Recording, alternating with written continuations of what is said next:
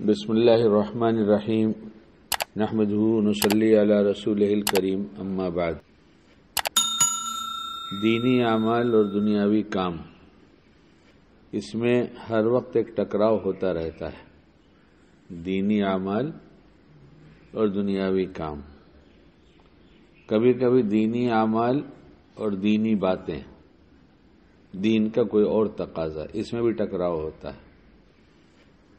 مثلا جب کوئی دین کی بات کہی جا رہی ہے تو اس وقت کوئی یہ سوچے کہ مجھے تسبیح پڑھنا ہے، اس لیے وہ کونے میں کہیں بیٹھ کر تسبیح پڑھ رہا ہو، تو یہ پوچھنا چاہیے علماء سے کہ دین کی بات سیکھ لینا، معلوم کر لینا زیادہ افضل ہے، یا اس وقت کا تسبیح پڑھنا جس کا وقت بدلا جا سکتا ہے، تھوڑی دیر کی جا سکتی ہے اور بھی دیر کی جا سکتی ہے، تو اس وقت میں دین کی بات نفع کی چیز ہے یا اپنے معمولات ایسے پورا کرنا ضروری ہے؟ معمولات بھی پورے کرنے چاہیے، لیکن جب بھلی بات ہونے لگے، دین کی بات ہونے لگی، تو اس وقت اس کا جاننا زیادہ ضروری ہوتا ہے۔ کیوں مفتی صاحب بات صحیح ہے نا؟ تو دینی اعمال اور دنیاوی اعمال میں بھی ٹکراؤ ہوتا ہے، اور دینی اعمال کے ساتھ ساتھ دینی باتیں کبھی سیکھنے کو ملتی ہیں، تو کس اعمال کو مؤخر کیا جا سکتا ہے اور کس کا کرنا ضروری ہے، یہ خود بھی سوچ سکتا ہے، نہیں سمجھ میں آتا ہے تو کسی عالم سے پوچھنا چاہیے۔ کام اگر شریعت کی روشنی میں ہوگا تو اس کی قیمت لگے گی، اور کام ہماری طبیعت کے تابع ہوگا اور اس وقت شریعت کا مطالبہ کچھ اور ہوگا، تو یہ اعمال اتنا قیمتی نہیں بنے گا جتنا بننا چاہیے۔ اس لیے یہ دو باتیں ہوئیں، اور ایک بات جو کتاب میں پڑھی گئی الحمدللہ کہنے کی، یہ تمام نعمتوں کے بڑھا دینے کا ذریعہ ہے۔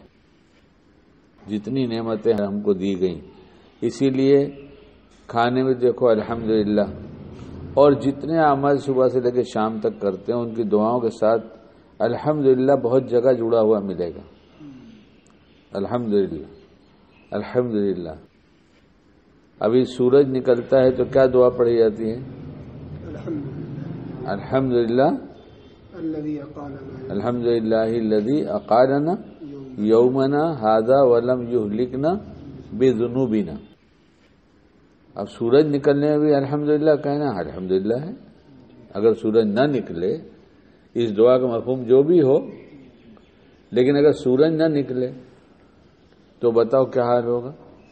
اور ابھی تو ٹھنڈی کا زمانہ ہے، بعض علاقے میں تو سورج کئی دن نہیں نکلتا۔ سورج نہ نکلے تو کتنی کھیتی نہیں ہو سکے گی، کتنا خلل پڑ جائے گا پوری زندگی گزارنے میں۔ ہر آدمی، ہر جاندار کو نہیں، نباتات یعنی پیڑ پودوں کو بھی تکلیف ہو جائے گی۔ تو اس لیے الحمدللہ بہت آسان سی چیز ہے اور بہت نعمتوں کو بڑھانے والی ہے۔ اس لیے جو کچھ ہوتا ہے، ابھی اس وقت ہم لوگ مسجد میں بیٹھ گئے، اللہ کی دی توفیق سے بیٹھا، الحمدللہ اللہ نے بیٹھایا۔ دینی بات سن رہے ہیں، الحمدللہ۔